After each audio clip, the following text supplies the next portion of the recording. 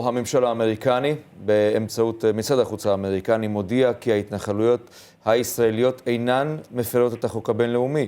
התגובות כמובן קשות, גם באירופה וגם ברשות הפלסטינית. סאיב עריקאת נמצא איתנו. בוקר טוב. Good morning, sir.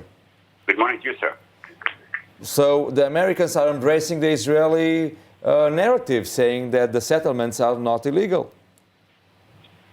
Well, the Americans cannot make international law.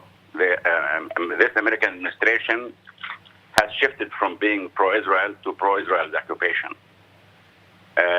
And statements by Mr. Pompeo or President Trump cannot change international law, cannot change the Fourth Geneva Convention, cannot change their own stature, cannot change Security Council resolution. But what it can change is one thing. One superpower and political blind leaders like Benjamin Netanyahu tried to close the doors for peace, for the future of Palestinians and Israelis. When they close these doors, they open the doors for extremism, terrorism, corruption, violence, and counter-violence. When you close the doors of international law and international legality and solving conflicts by peaceful means, you open the gates of hell. You open the gates in the minds of people that solution can be solved by violence. And I don't know why these people are doing this thing. Why, don't we have problems enough? Mr. Arikat, what is the immediate impact, the immediate influence of the American announcement?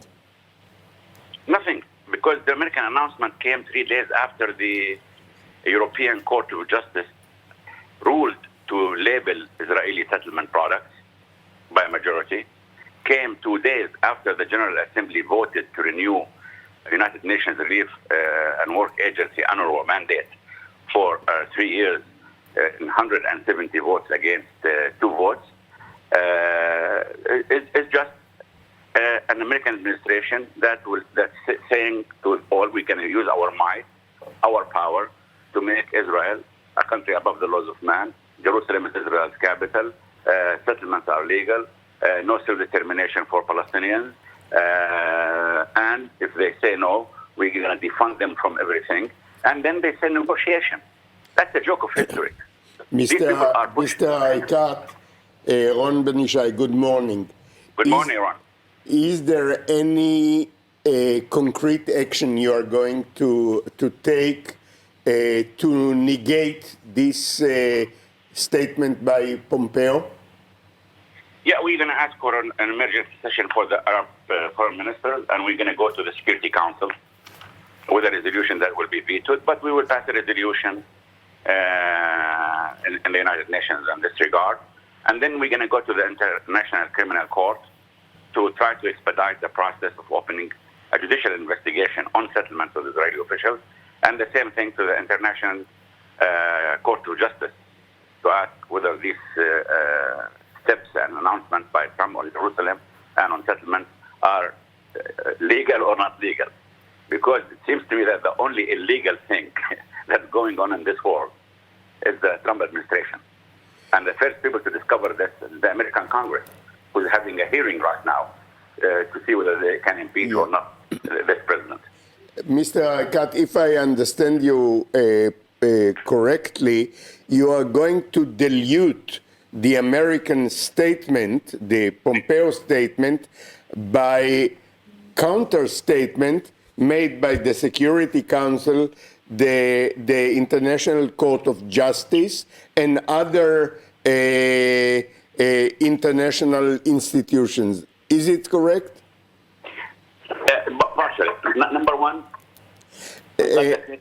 I said last night from the European Union, Russia, China, I think we'll get from Japan today, from Egypt, Jordan, we'll get from the rest of the Arab countries today. We're in touch with the But are you seeking a declaration or resolution by the Security Council? We're going to go to the Security Council, but most probably we're going to get a veto there. The U.S. has a veto power there. Okay. But then we go to the General Assembly, and we will get more than 180 votes to denounce and renounce Pompeo's statements. And, the thing is about superpowers. Once President Theodore Roosevelt said that the White House is an office for international morality. And he's right. Because if you're powerful, you have to act with responsibility. But this White House needs giant statements, not real estate agents. Because it's really pushing the whole region, not us. These policies in northern Syria with the Kurds, in NAFTA, in the climate change, in the Southeast Asian trade, China trade, in the ballistic missiles with the Russians, in the scandals inside. Which it's just, this administration has become a real threat on world peace and security. And Mr. Arikאת, do you think that the timing of this declaration was political in order to help Netanyahu? No, surprisingly enough, I asked myself this question last night. At a time when you have these demonstrations in Lebanon, in Iran, in Iraq, and all over, and then they say so many things about Iran. I think this decision, the only timing that served Iran. It served Iran. Yes, but Mr. Arikאת, allow me to take you inside the Israeli political scene, of course. We are facing perhaps a third round of elections here in Israel, and we know the connections between Prime Minister Netanyahu and the President Trump, of course. So having said that, do you believe that the announcement made by Secretary Pompeo is part of the re-election efforts made by Mr. Netanyahu? Well, I think they have done everything humanly possible. They were the real campaign managers of Mr. Netanyahu. Whether it's the Golan, whether it's the Jerusalem, whether it's the closing of the consulate in Jerusalem, closing our office in Washington, defunding UNRWA, saying no two-state solution, no self-determination. But at the end of the day, I could, whoever the Israelis choose will be the Prime Minister of Israel. And if they want to sit down and they want to negotiate, they know what it takes. We entered the peace process on an agreement, based on agreement. The objective of the peace process as signed by Israelis and Palestinians in Oslo is to implement resolutions 242 and 338. Now Netanyahu and Pompeo and Trump, they're telling the world, no. There are no longer any terms of references, no longer any agreements, nothing. What we say is that now it's going to be dictation, not negotiation. But Mr. Arikאת... Will it serve Netanyahu? Yes, it serves Netanyahu because Netanyahu is not a two-stater. Netanyahu believes in maintaining the status quo. So you are not supposed to be surprised by saying that. You are telling us that you are not surprised at all. No, I'm not. I said from day one I knew, and I think you interviewed me in ynet, and you said to me about the deal of the century.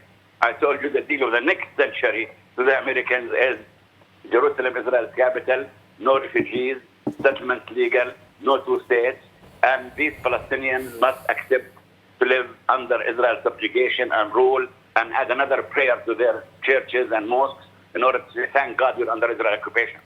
But Mr. Arikאת... I met with this team in 2017 33 times, and my president met with President Trump 4 times. We figured them out. These teams... Mr. Arikאת, let me ask you a question.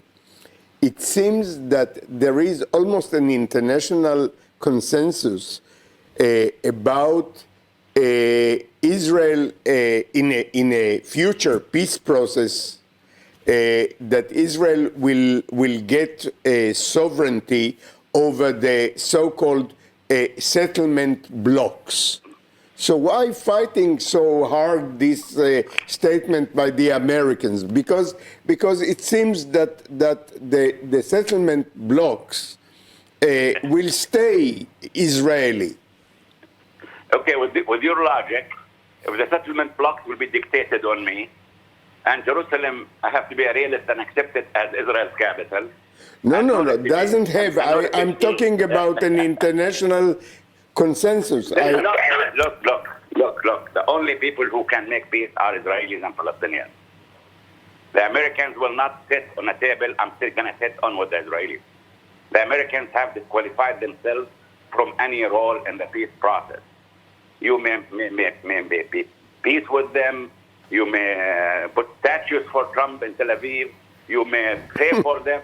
As far as we're concerned, as Palestinians, the Trump administration has disqualified itself from any role in the peace process. It seems they have no that... claims in U.S. territories. They have no claims in my territories. My problem and my negotiations are needed with the Israelis.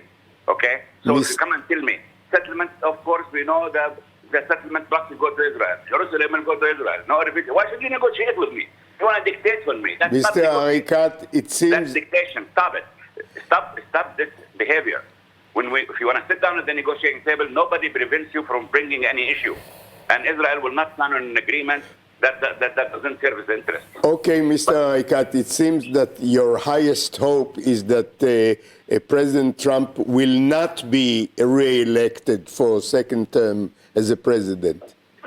No, sir. My real issue is I hope that the Israelis will produce a government that is want to work for Israel's interest, because the real threat in Israel is Israel's occupation of the Palestinians. That's the truth. Yeah. So, Mr. Arikאת, finally, to sum it up, this declaration, as you are seeing that, is getting us closer to war, to violence? I think once you close the doors of international law, you are closing the door for solving problems by peaceful means. Because that's the real development in the last 50 years, is that conflict should be solved by peaceful means. Now comes the American administration and they're killing kids in your neighborhood and my neighborhood in Jericho. If you claim something, go and grab it. Don't go to court. Just go and grab it. Yes, I'm afraid that this will have a direct impact in opening the doors of violence, extremism, terrorism, corruption, and I think the whole peace and security system in the Middle East is endangered by such policies of Trump. Mr. Saaib, thank you so much for talking with us this morning. Thank you. Thank you, sir.